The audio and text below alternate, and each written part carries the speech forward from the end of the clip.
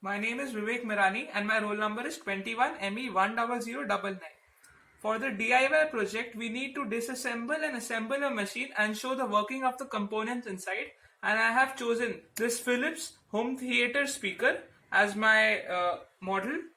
Now, as you can see, this speaker can be operated in several modes. Right now it is working in the Bluetooth mode, and the other modes are shown here. As you can see, this is the aux cable here, and this is the USB input.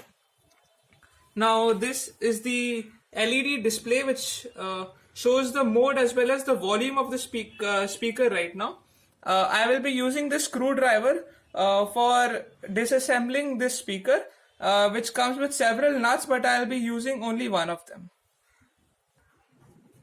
Now I will be playing a clip of a song to show that this speaker is in a working condition.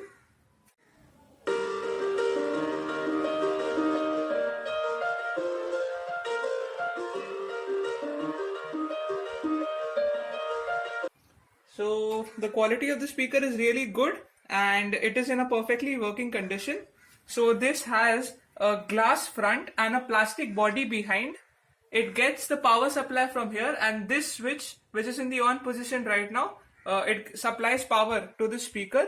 Now I will be disassembling this. As you can see, this is the plastic back cover of the speaker. Now I am starting disassembling this model.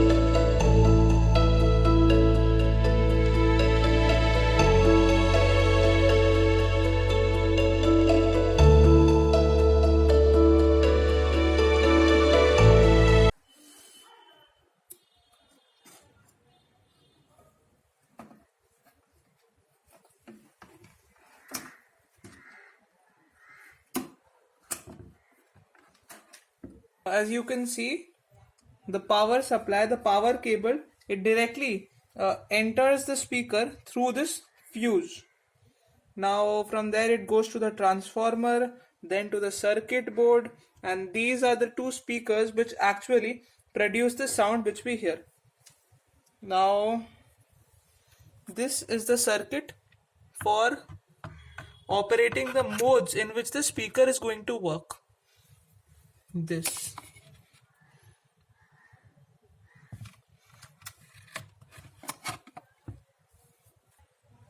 Now this is the fuse. Now it is the entry point of the power supply into the speaker. This is because if the current fluctuates and exceeds the limit, safety limit for the components inside, the fuse wire will blow off before the other components of the circuit get damaged. Now this is a PCB fuse with a rating of 250 volts and 75 milliamperes. Now this which you see here,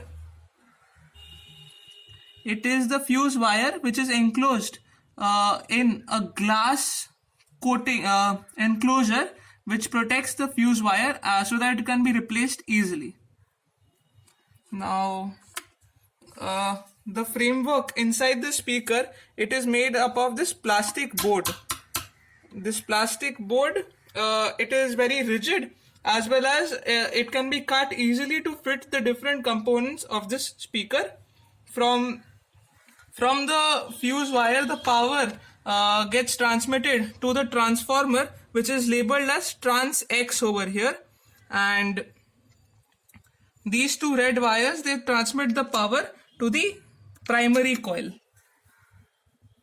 I have flipped the speaker so that I can show you the different components properly, and I have also opened the screws everywhere so that I can open each component and show its inner parts properly.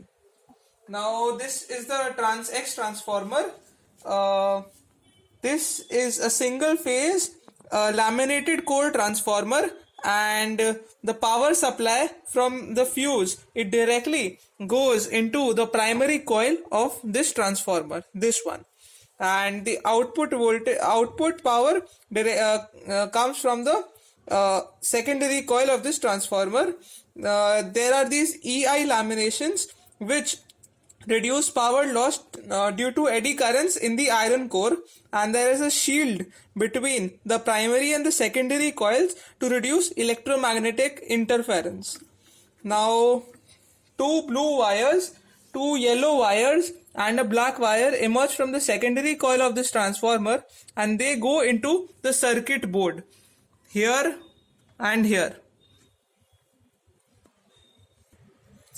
Now this is the circuit board which works as the brain of the speaker and controls all the operations which the speaker performs. Now there are different labels in this circuit board, such as these are two 2200 μF capacitors. These are diodes which are labeled as D1, D2, D3 and D4. This is also a capacitor. These are resistors which are labeled as R. There are several other components which determine the working of the speaker. Now these are two audio amplifiers, one each for the left and the right speakers. They amplify low power electronic audio signals to a level that is high enough for driving the speaker.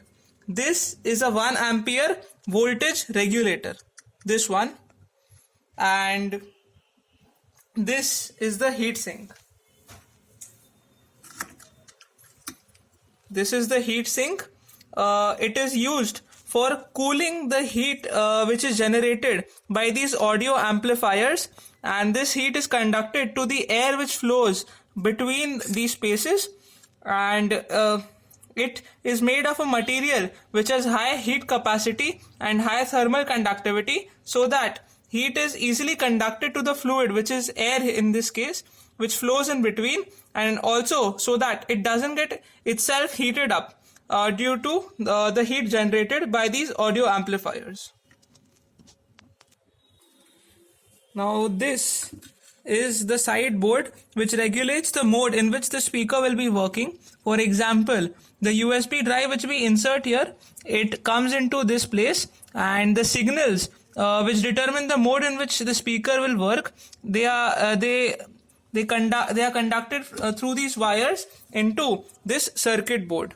Now this blue chip here this one, and this green chip, they are responsible for handling the Bluetooth signals of the speaker, and beneath this chip is the LED display which we had seen earlier. This is the USB, FM, MP3 and the frequency of the radio signals. It displays everything over here, as well as the current, loudness of the speaker. It also has several features available here which correspond to the different activities which the speaker can perform.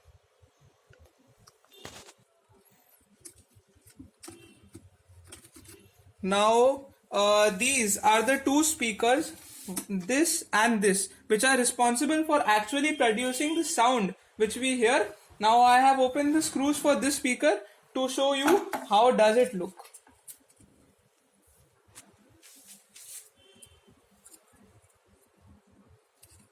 This is a Sunvoice speaker, and the input signals from here, the wires, they are soldered here. Now I have explained all the components of this speaker, and I will start assembling it again. I have used this logic so that the screws of the different components do not get mixed up together. Now I have assembled the speaker, and I will play a song on it to test whether it's working or not. So I plug in the power, switch it on. Now I switch it to Bluetooth mode, and connect my phone. That beep sound which you heard, it indicates that my phone is connected. Now I'll play the song to check whether it's working or not.